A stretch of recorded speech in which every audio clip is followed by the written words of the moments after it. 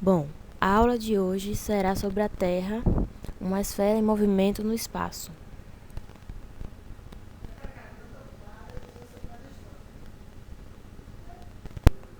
Os assuntos para o teste da segunda unidade: a atmosfera e a biosfera, Terra, uma esfera em movimento no espaço, a célula e os níveis de organização dos seres vivos.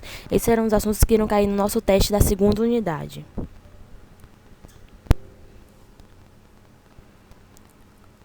Bom, o assunto de hoje é Terra, uma esfera em movimento no espaço.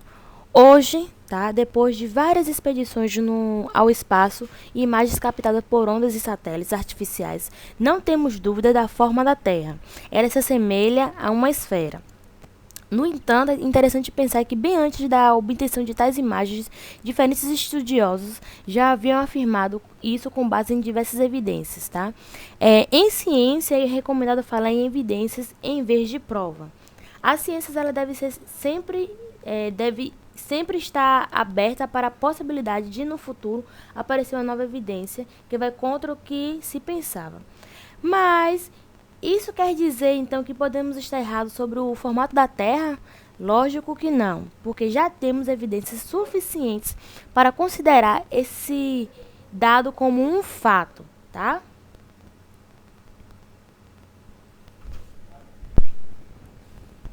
Bom, em relação à forma da Terra ainda falando, tá?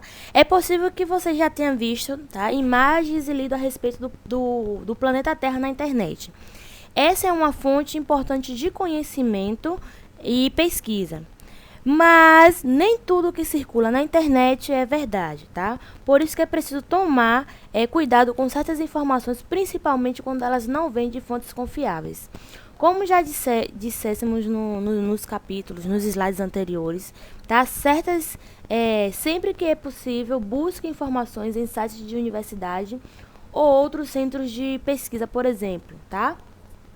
Também devemos desconfiar quando as informações entram em choque com algo que é aceito por todos ou por quase todos os especialistas no assunto.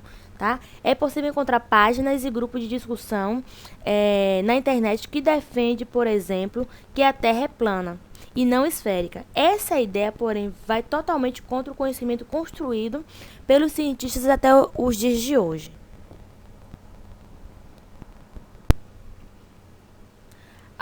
Além das imagens captadas por ondas e satélites artificiais, há muitas outras evidências no formato da Terra.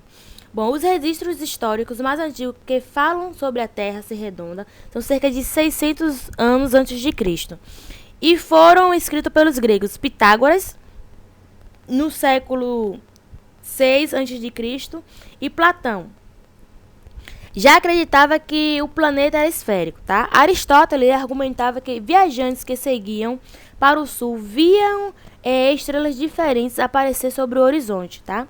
E que só poderia acontecer se eles estivessem sobre uma superfície curva. Ele também via que a sombra da Terra na Lua, durante o eclipse lunar, tinha a borda circular e apontava isso como evidência, da esfericidade da Terra. Aí eu pergunto, você já observou um eclipse lunar? Vocês sabem o que é isso? Bom, esse fenômeno ocorre quando a Terra fica entre o Sol e a Lua, tá? Esta passa pela sombra da Terra, tá? Como mostra aí a imagem ao lado, tá? A primeira imagem de cima é uma sucessão de fotos que mostra o eclipse lunar, tá? Observe aí que a borda da sombra que a Terra projeta na Lua tem sempre formato arredondado, já que a forma da Terra se aproxima muito a uma esfera. E a segunda imagem é o eclipse total, ocorre quando a sombra da Terra ela encobre totalmente a Lua, como mostrei a segunda imagem em que está o Sol. Bom, Estrabão foi outro pensador grego que defendeu a ideia da forma esférica da Terra. Ele cita as observações de navegantes que, ao se aproximar da costa, via primeiro luzes e regiões mais elevadas em relação ao horizonte.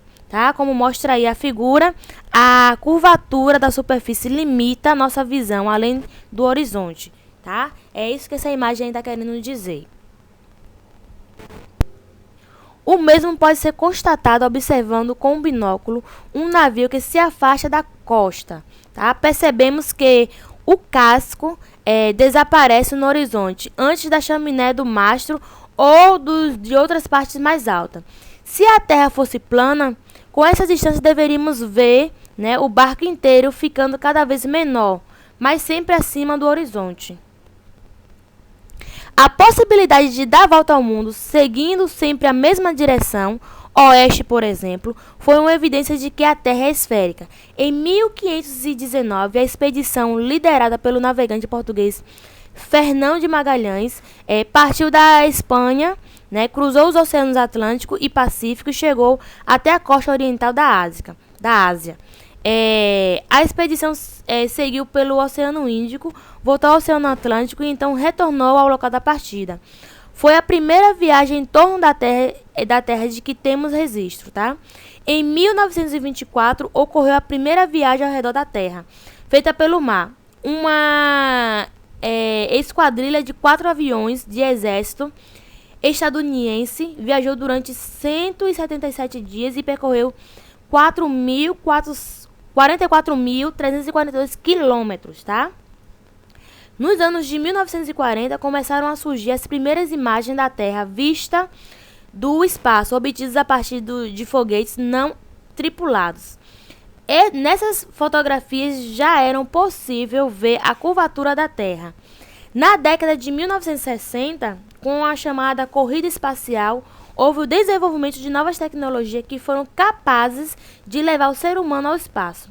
Desde então, tornou-se possível ver a Terra sob nova perspectiva e tirar fotos que mostram claramente seu formato esférico.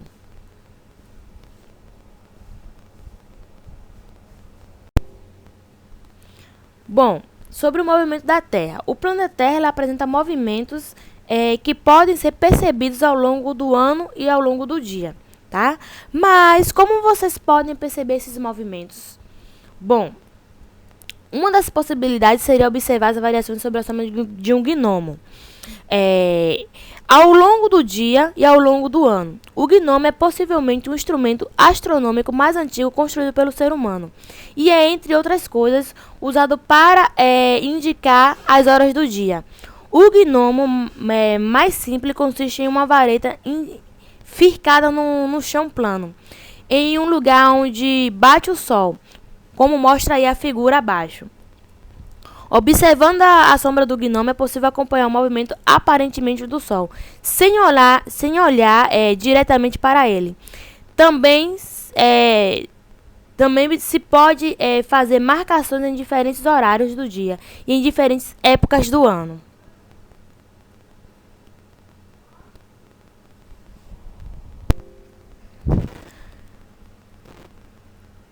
Se observarmos a sombra de um gnomo ao longo do dia, veremos que ela varia, né, de comprimento e de direção, tá? Como mostra aí a imagem.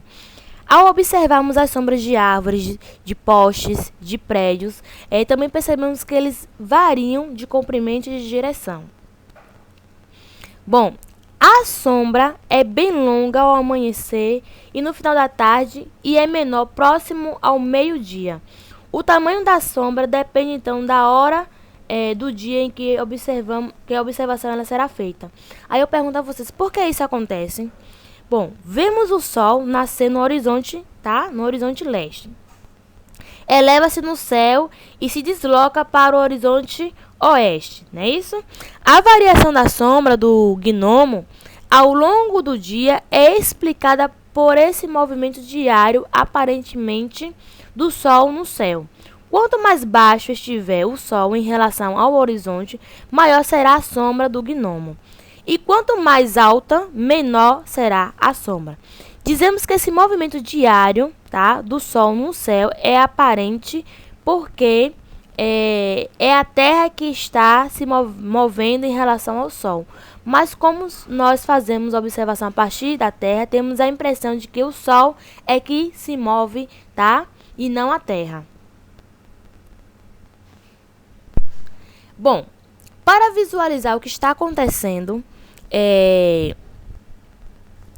você pode apoiar um lápis, tá, de pé sobre a mesa. Escurecer o ambiente e iluminar com a lanterna, como mostrei a figura. Vocês podem até fazer esse experimento em casa para fixar melhor o conteúdo.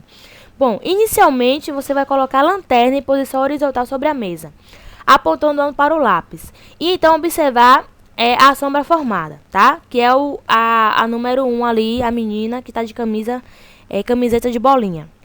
Essa posição aí corresponde ao nascer do sol. Então, lentamente, apontando para o lápis, vai aumentando o ângulo, tá, da lanterna em relação à mesa, que é o 2 e o 3. Bom, ao longo do dia, né, você pode observar que o comprimento da sombra vai variar de modo semelhante, tá, ao que ocorre ao longo do dia com o gnomo.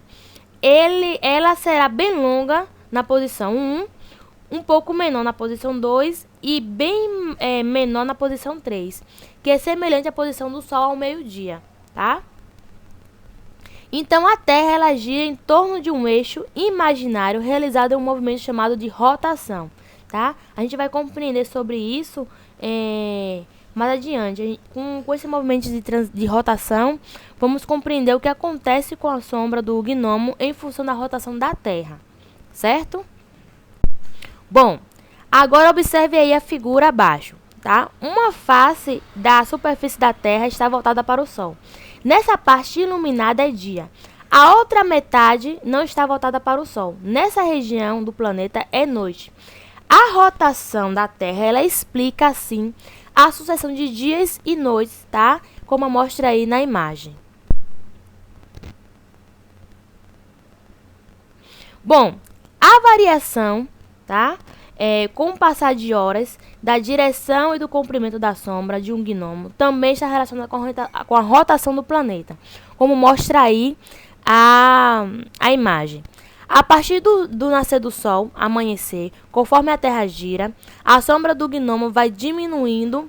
Uma pessoa neste local está vendo o Sol ficar cada vez mais alto em relação ao horizonte, tá?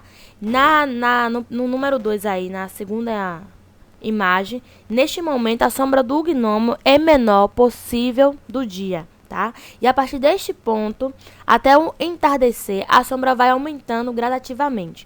Então aqui eu tenho um modelo de gnomo ficando na superfície da Terra e uma pessoa olhando para o norte, tá? O Sol ele estaria ao lado direito da Terra, tá? E está acontecendo um movimento de rotação. Bom, como a Terra é esférica, a sombra de um gnomo também varia conforme a distância entre o local de observação e a linha do Equador. Essa distância é medida em graus, tá? E é chamada de latitude, como mostra aí na imagem. Bom, a variação ela ocorre porque o ângulo de incidência dos raios solares na superfície da Terra é diferente em cada latitude, tá? Como mostra na figura. Como a Terra tem formato esférico, os raios solares atingem a superfície de forma menos inclinada em regiões próximas à linha do Equador. Então aí tem um sentido de rotação, ponto A e ponto B, e os raios solares que atingem o ponto A e o ponto B, tá? A linha do Equador, a incidência perpendicular e incidência inclinada.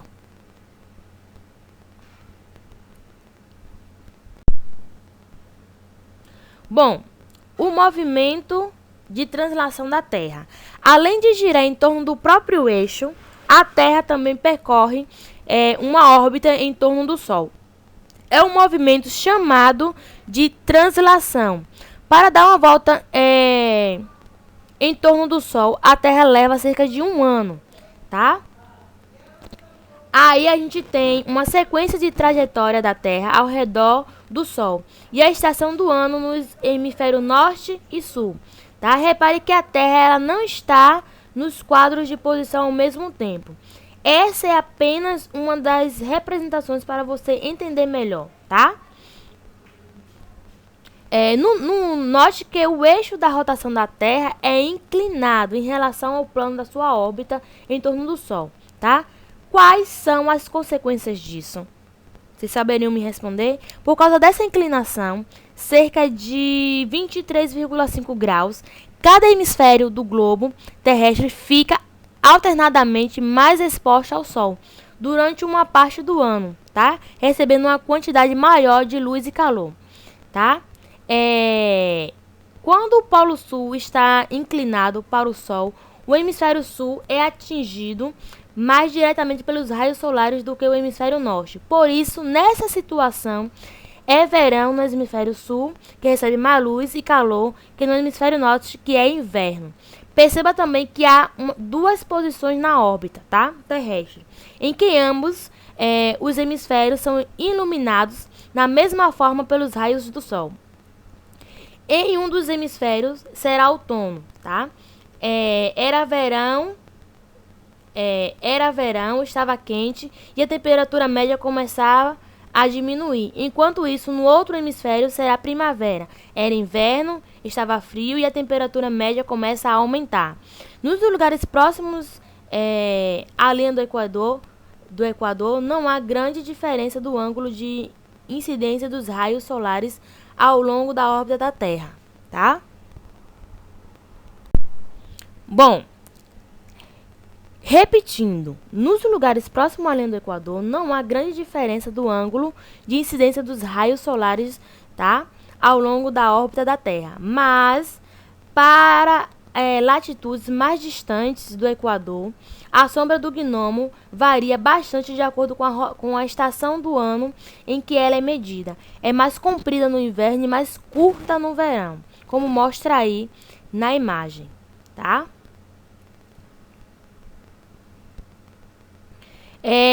Vocês também vão observar que nos lugares próximos à linha do Equador não há grande diferença no ângulo de incidências dos raios solares, conforme a Terra percorre a sua órbita, tá?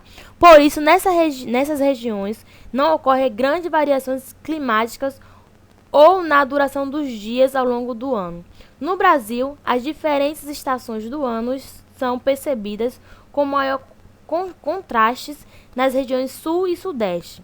Nas regiões norte, nordeste e centro-oeste, há menor variação de temperatura entre verão e inverno do que nessas outras regiões.